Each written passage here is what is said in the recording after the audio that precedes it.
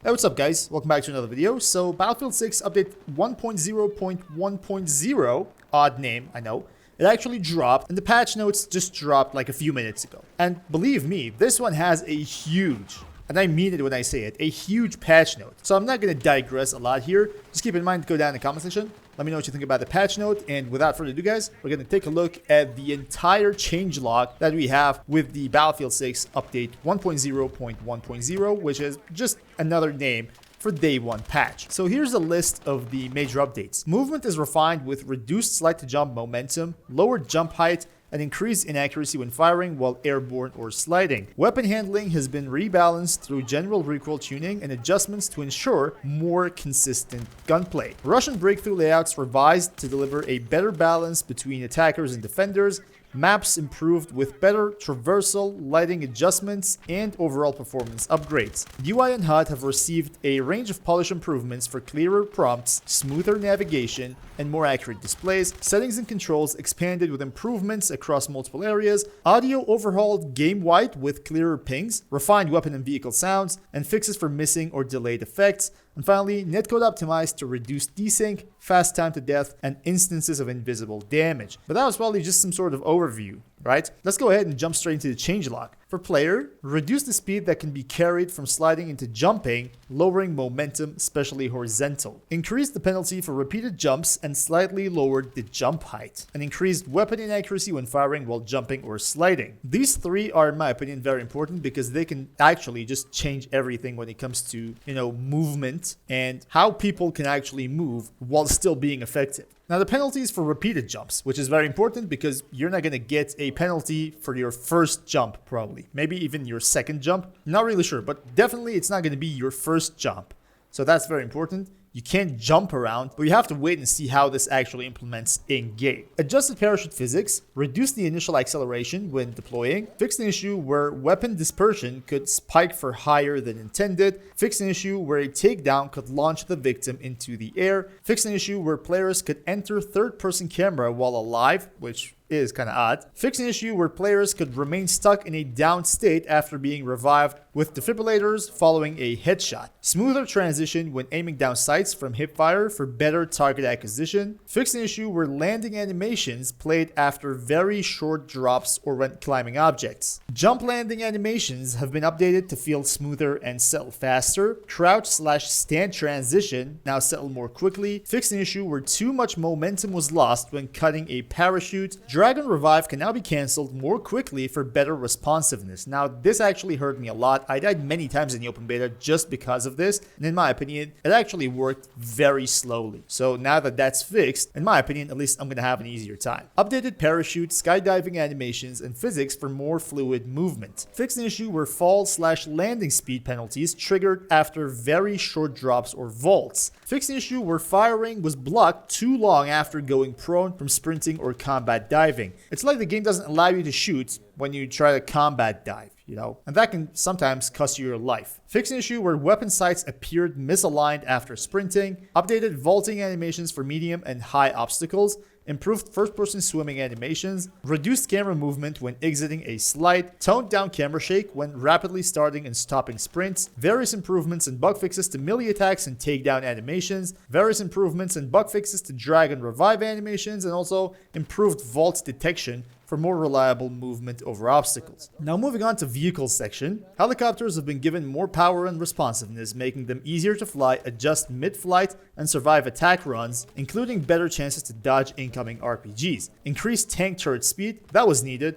Obviously, in the open beta, they were too slow. Vehicle smoke countermeasures are now more effective at braking, spotting/lock-ons. Improved the death camera experience for air vehicles. Adjusted vehicle mix for hit indicators and updated explosion kill indicator feedback against infantry. Vehicle aiming behavior on both mouse and gamepad now more closely matches soldier aiming. Vehicle sensitivity and aiming options now use the same default ranges and values as soldier controls for consistency. Navigation terrain avoidance has been enabled for surface-to-air missiles. Now you might actually ask what that is. Well, a terrain awareness and warning system is generally an onboard system aimed to preventing unintentional impacts with the ground. So that comes straight from Wikipedia. I'm not like a rocket scientist here, but navigation terrain avoidance is something like that. It prevents your missile from hitting the ground unintendedly, okay? Fix an issue where a vehicle could keep showing a lock-on warning for several seconds after being hit by an MBT-LAW. Added a visible boost bar for ground vehicles that have boost. Fix an issue with the Leopard wreck collision, so players can now climb it from behind. Improved how tank tracks and vehicle wheels interact with destructible objects for more realistic collisions. And finally, reduce the bloom effects on jet bombs for clearer visibility. For the gadget section, fix an issue where some gadgets could unequip unexpectedly when jumping. Fix an issue where rocket launcher backblast dealt too much damage to infantry. In 2042, that can kill you. Like, you might instantly just die. But apparently that's not going to be the case in Battlefield 6. Reduced rocket launchers blast damage against infantry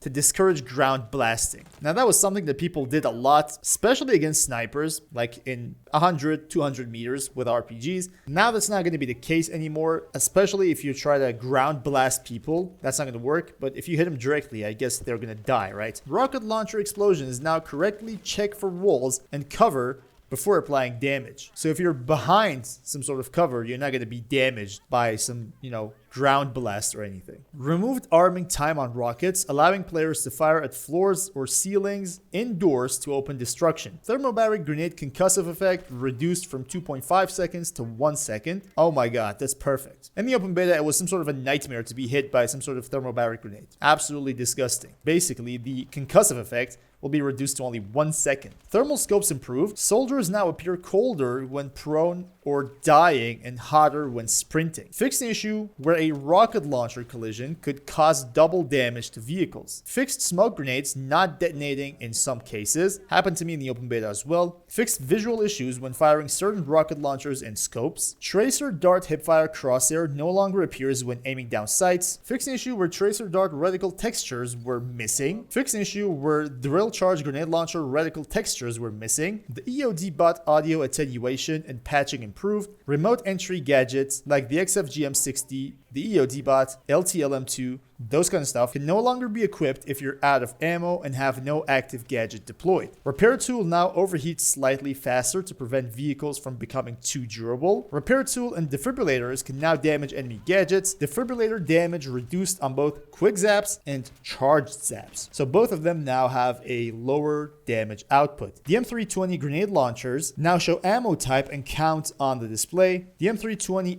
HE vehicle damage tweaked. Assault ladder ramp deployment angle increased to 54 degrees. That was previously 45 degrees. Fixed an issue where players could unintentionally unequip gadgets while jumping. Improved the throwing arc of the AT mine. It now inherits the speed of the soldier throwing it and better aligns to the surface it lands on. Updated spawn blocking interactions between ladders and wiring materials. Adjusted gameplay volume so only the assault ladder is blocked from deployment. All other gadgets can still be placed. Fixed an exploits where the deployable shield could be used to climb out of intended play areas. Fixed an issue for the med pen where on-screen VFX ended too early. And finally, the AT4 now uses aim-guided missiles. For the EPG-7V2, adjusted sight and reticle for better aiming. Increased dispersion when aiming down sights to discourage quick scoping. Okay, that's interesting. Fixed projectiles hitting nearby cover incorrectly when aimed just above it. That also actually happened to me in the open beta. Sometimes I tried to snipe people with the RPG and for some reason, the rocket would just hit some sort of cover while I was aiming for the person, like completely on the person. And it somehow worked like the cover was actually some sort of magnet, completely just absorbing my rocket, something like that. For the MBT-LAW, it's now the default rocket launcher for engineer class. Missiles now follow a more accurate trajectory. It now uses auto-guided missiles. Can no longer be hip-fired, sight and reticle updated for a clearer aiming experience, and finally, blast damage now correctly applies to vehicles. For the MAS 148 Glaive, missile trajectory updated to better reflect real-world behavior, 2 zoom levels introduced, can now lock on to stationary weapons and vehicles like the AA, TOW, and heavy machine gun. Lock-on distance changed and now can lock onto targets closer than 40 meters. Fixed clipping and reticle issues in the scope. Blast damage now correctly applies to vehicles. Hipfire crosshair no longer appears when aiming down sights. LEDs now correctly show lock progress, thermal setting, and zoom level. And finally, field of view now transitions more smoothly when zooming. For the SLM-93A Spire, gadget can no longer lock onto air vehicles below radar level. Fixed an issue where missiles sometimes did not deal damage. For the Airburst trajectory, the projectile now detonates on collision. The projectile now credits the correct damage owner in kill feed and carts. The projectiles deal less structural damage, more hits required to destroy facades. Gadget now cannot be aimed down sights while reloading. Blast and shockwave radius are now aligned with destruction values. And finally, smoke from the Airburst Incendiary now blocks spotting and lock-ons for soldiers and vehicles. For the Bravo3 Sight, the sight size no longer scales incorrectly with field of view. The SS-26 fire damage now only applies once to soldiers. Damage drop-off has been adjusted. And finally, unlock requirement reduced from rank 1 to rank 0. The LTLM-2, which is the portable laser designator, the soft lamp, spotting angle and maximum spotting distance in binocular mode have been made more forgiving. Can no longer laser paint the environment. Now removes laser paint marks when a vehicle enters thermal smoke. Now correctly spots vehicles when laser painting them. Thermal view toggle now updates the UI correctly. Zoom now activates instantly and returns to your previous zoom level. Deploy animation now plays correctly. Will now rotate properly for other players when deployed. And finally, improve the game hint to show the RMB for zoom instead of E/R for interacting/reloading. The deploy beacon now allows only 1 spawn per player and 4 per squad total before self-destruct. Enemy deploy beacons now display an icon on the minimap when pinged and can now be deployed at a soldier's feet if the original location is blocked. Every deploy beacon can only respawn basically 1 player. It doesn't matter if you are the person that deployed it, if someone in your squad, doesn't really matter. As soon as someone spawns on it, it's going to self-destruct, and probably we have to wait and see how that works out in the game itself, because, you know, it's hard to tell if it will help the balance or it's gonna, work against it. So you have to wait and see. For the tugs, it will no longer be destroyed when their owner dies, which is a very interesting choice. Can now be deployed at a soldier's feet if the original location is blocked. For the XFG-M60 Recon drone, it now flies faster when carrying C4, but battery drains faster as a trade-off. No longer receives unwanted force when carrying C4, making flight smoother, movement improved for a more realistic feel, and the drone now self-destructs after 3 seconds when flown out of bounds. So all of that is also some sort of balancing changes. For the supply pouch, it can no longer be picked up once deployed, can no longer restore health to vehicles, no longer pushes players into map geometry. It now follows the same ping rules as repair stations, and it will now resupply as intended and grants 1 additional C4 as overstock. For weapons, general recoil adjustments across multiple weapons. Weapon accuracy adjusted to be more stable when aiming down sights while moving, but less accurate when firing mid-jump. Numerous weapon attachments updated to appear correctly. Increased bullet spread when firing automatic weapons while aiming down sights. I'm just hoping that it wasn't too much, because in the open beta things were fine. I'm not gonna say it didn't need a change, but things were fine. They don't need to, overdo stuff. So this might concern me to a degree if it was done incorrectly, but we have to wait and see. The M87A1 shotgun now requires more pellets to secure a kill, rewarding more accurate hits. Fix an issue where the crosshair appeared larger than the actual bullet spread when using shotguns with slug ammunition. Bolt action rifles, first shot boost now applies to every fired shot. Now I have no idea what a first shot boost is. If you guys know anything about that, just comment down below and let me know. And finally, they added glow to a variety of reticles and improved visibility of reticles. For maps and modes, all rush layouts have been updated based on feedback from the open beta. Several breakthrough layouts have been updated based on open beta feedback. Fixed spawn killing issues on Siege of Cairo. Fixed multiple exploits on Siege of Cairo and Iberian Offensive that allowed players to reach unintended areas. Improved anti-air balance on Liberation Peak. General performance improvements on Operation Firestorm, improved player traversal across Operation Firestorm, adjusted lighting on Operation Firestorm to make indoor areas and certain assets brighter when they were previously too dark. Spawn animations on Operation Firestorm improved across multiple game modes and areas to remove bounce effects, and respawning in Squad Deathmatch is now a one-button action, simplifying the process compared to the two-step option in beta. For HUD and UI, updated text and names for select weapons and gadgets for clarity, fixed character skin names not displaying correctly in the customization menu. They also fixed an issue where locked weapon packages didn't display attachments correctly, fixed incorrect class names showing on the insertion screen after switching class. Also, resupply interactions for support soldiers now only appears when you actually need health or ammo. They also fixed an issue where spotting sometimes placed a location ping instead of marking the enemy. That happened to me countless amount of times and it was really frustrating, but now that's fixed. Vehicle hit indicators also updated for better clarity. Also fixed an issue where enemies pinged through smoke did not properly show as danger pings. C4 UI now shows how many charges you've placed and the distance to your 3 closest charges. Air vehicle resupply stations now have a clear in-world icon. They also fixed an issue where weapons did not rotate correctly when previewed. We're talking about weapon inspecting here. Players can now rotate weapons while in menus. Not really sure what that means. Players can now preview attachments even from locked attachment slots. And that's about it for UI and HUD. Now let's take a look at the settings. Voice chat now defaults to off. PC and console settings are now completely just separated. VSync moved back to display settings on PC.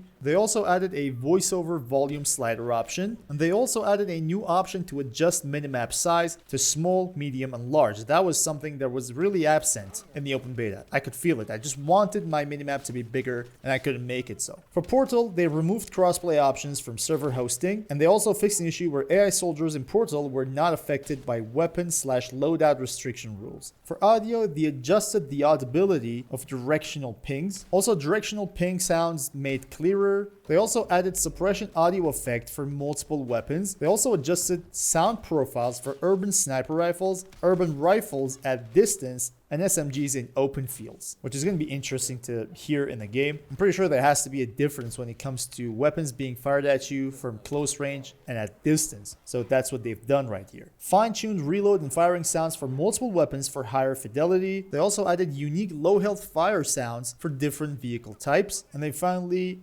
adjusted the M240L reload audio, and it was improved. And about network, they improved netcode to reduce cases where time to death felt too fast, fixed an issue where players could take damage without being visibly shot, fixed an issue where health values were not updating correctly. That happened to my friend a few times in the open beta. Improved netcode to reduce cases of dying after reaching cover. That happened to me a lot of times in the open beta. That actually happens to me a lot in 2042 as well. But 2042, even when it comes to netcoding, is just a mess. And finally, they fixed a netcode issue where damage feedback was delayed or only appeared after respawning. And that was all about this entire patch note. I'm really sure it was somewhat frustrating to go through all of this, so I basically just got out what was important, what was, necessary to know somehow, and put it all in a single video for you. Hope you guys enjoyed and hope this was helpful, somewhat informative. Again, this is going to be the place for you if you are a Battlefield player or you are actually trying to become a Battlefield player. You're just new to Battlefield. There will be everything when it comes to Battlefield 6, tips and trick videos, guides, weapon loadouts, everything you need to know to become a better Battlefield player. So do make sure to stay tuned because from tomorrow on, all things Battlefield will be on the channel. Thank you all guys for watching, and until next time guys, stay cool.